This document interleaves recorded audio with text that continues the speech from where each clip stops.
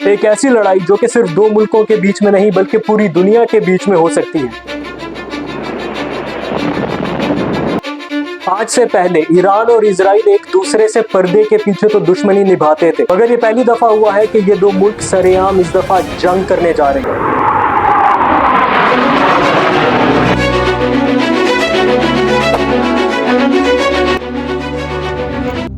ऐसा मैं नहीं कह रहा, बल्कि ऐसा हुआ जब इजराइल ने ईरान पर अपना पहला वार किया। आखिर ये प्रॉब्लम है क्या? आज मैं आपको इस वीडियो में बताऊंगा कि आखिर ये प्रॉब्लम स्टार्ट क्यों हो रहा है और आखिर इस प्रॉब्लम के पीछे क्या क्या रीजंस हैं जिसकी वजह से ये दोनों मुल्क एक दूसरे से हमेशा लड़ते आ रहे हैं। 1940 से लेकर 1979 तक ईरान एक मॉडर्न प्रो वेस्टर्न कंट्री था, क्योंकि इस वक्त के वहां के लीडर शाह मोहम्मद ने मॉडर्नाइजेशन की पॉलिसीज को अडॉप्ट कर रखा था। ये ईरान का वो दौर था जहां पे वेस्टर्न फैशन और सिनेमा बहुत ज्यादा आम था, मगर इस दौर में ये प्रोग्रेस सिर्फ अमीरों तक महदूद थी। और ये ईरान का वो दौर था जिसमें पुलिस के जरिए लोगों पर जुल्म भी किया जाता था, और यही वजह थी कि लोगों में गम और गुस्सा बहुत तेजी से फैलना शुरू हो गया। आयतुल्लाह खमेनी, जो कि ईरान के सुप्रीम लीडर हैं, इन्होंने उस वक्त की हुकूमत पे सरेआम तनकीद करना शुरू कर दी, और ये वही वक्त था कि जब लोग आहिस्ता आहिस्ता इनके साथ खड़े होना शुरू हो गए। और वक्त के साथ साथ 1979 में ये प्रोटेस्ट बहुत जोर पकड़ना शुरू हो गए, और उस टाइम के करंट लीडर शाह को अपने मुल्क को खैर बात कहना पड़ गया। और इसके बाद एक ऐसा दौर आता है जहां पे इस्लामिक रिपब्लिक का आगाज हो, जहां पर सुप्रीम लीडर एक सिंगल अथॉरिटी बन गया, और इसी के साथ सिनेमाज और वेस्टर्न कल्चर बिल्कुल तेजी से खत्म होना शुरू हो गया। याद रहे, इससे पहले ईरान इजराइल की कहीं ना कहीं पे सपोर्ट जरूर करता था, कि उस टाइम के करंट लीडर शाह इजराइल की बहुत ज्यादा हिमायत में थे। उनका मानना था कि वेस्टर्नाइजेशन और मॉडर्न इक्विपमेंट हमें हमेशा इजराइल से ही बेहतर मिल सकता है। खमेनी की हुकूमत आते ही खमेनी ने इजराइल को अपना सबसे बड़ा दुश्मन डिक्लेयर कर दिया, क्योंकि खमेनी का यह मानना था कि इजराइल बेवजह फलस्तीनियों पर जुल्म कर रहा है, उनकी जगह को अपने कब्जे में ले चुका है और उन पर आए दिन बहुत सारे अटैक्स कर रहा है। यह जाति ईरान ने इजराइल से अपनी हर तरह की लाताल्लुकी का ऐलान कर दिया।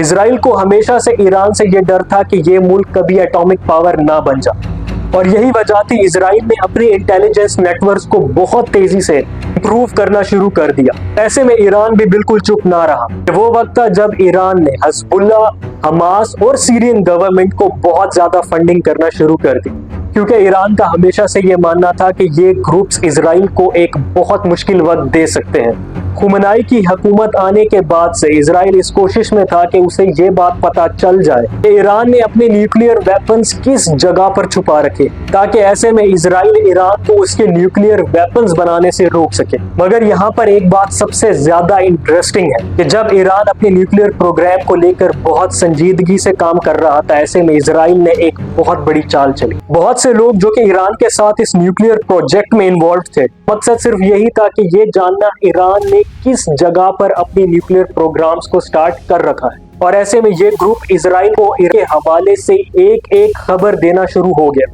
और व्यूअर्स, यही हुआ 13 जून 2025 को, जब इजराइल ने अपना ऑपरेशन राइजिंग लायंस को स्टार्ट किया और ईरान के बहुत सारे ठिकानों पर उसने अपना वार शुरू कर दिया। इजराइल के 200 IAF जेट्स ने 100 से ज्यादा जगहों को अपना टारगेट बनाया, जिसमें Natanz nuclear facility, missile warehouses, air defences, state TV की बिल्डिंग, सबको बारी बारी तबाह किया गया। और इसकी वजह से पूरे ईरान में एक अफरा तफरी का आलम फैल गया।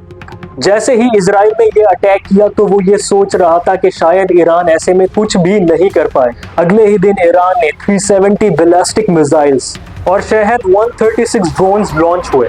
तेहरान और IRGC ने फौरन जवाब दिया, जिनका टारगेट तल अवीव और जेरूसलम थे। ऐसे में इजराइल का आयरन डोम भी खास काम ना आए, जिसने बहुत सारे मिसाइल्स को इंटरसेप्ट तो किया, मगर बहुत सारों को करने में नाकाम भी रहा। ऑफिशियल डाटा के मुताबिक करीब 24 इजरायली मारे गए, जबकि 590 शदीद इंजर्ड हुए। व्यूअर्स, ये लड़ाई सिर्फ फिजिकली बहुत ज़्यादा खतरनाक नहीं, बल्कि इसके इम्पैक्ट हर तरह से बहुत बुरे थे। अगर किसी भी सूरत में ये लड़ाई बहुत तेज़ी से बढ़ना शुरू हो गई तो ईरान स्ट्रेट ऑफ हॉर्मुज को बंद कर सकता है। ये वो रास्ता है जहाँ से दुनिया का 20% से ज़्यादा ऑयल गुजरता है। अगर ये रास्ता ब्लॉक हो जाता है तो ऐसे में ऑयल की प्राइसेस डबल ट्रिपल से भी ज़्यादा हो सकती हैं, क्योंकि ईरान एक ऐसा मुल्क है जो कि दुनिया के लिए ब्रिज का रोल अदा करता है, क्योंकि मिडिल ईस्ट से आने वाला सारा ऑयल ईरान के जरिए बाकी मुल्कों में आता है। और अगर ऐसे में ईरान इस रास्ते को बंद कर देता है तो दुनिया में महंगाई बहुत तेजी से बढ़ने लगेगी। याद रहे, चाइना ईरान का सबसे बड़ा ऑयल बायर है। चाइना का one belt one road project भी ईरान से गुजरता है और यही वजह है चाइना किसी भी सूरत में इजराइल को यहाँ पे सपोर्ट नहीं करता, क्योंकि चाइनीज मार्केट की तकरीबन इंडस्ट्रीज इसी ऑयल से चलती हैं। और यही वजह है आजकल के मौजूदा हालात में चाइना सरेआम ईरान की सपोर्ट कर रहा है। व्यूअर्स, ऐसे में आप सब सोच रहे होंगे कि आखिर रशिया का इसमें क्या रोल है। रशिया भी टोटल ईरान की सपोर्ट कर रहा है। इसकी सबसे बड़ी रीजन ये है कि रशिया किसी भी सूरत में यूएस को सपोर्ट नहीं करता और माजी में भी रशिया ने सीरिया और ईरान के साथ मिलकर बहुत बार जंगें लड़ी हैं और यही वजह है रशिया ने अपना S-400 भी ईरान को दे दिया है। रशिया के हैकर्स भी ईरान को सपोर्ट कर रहे हैं साइबर बैटलफील्ड में।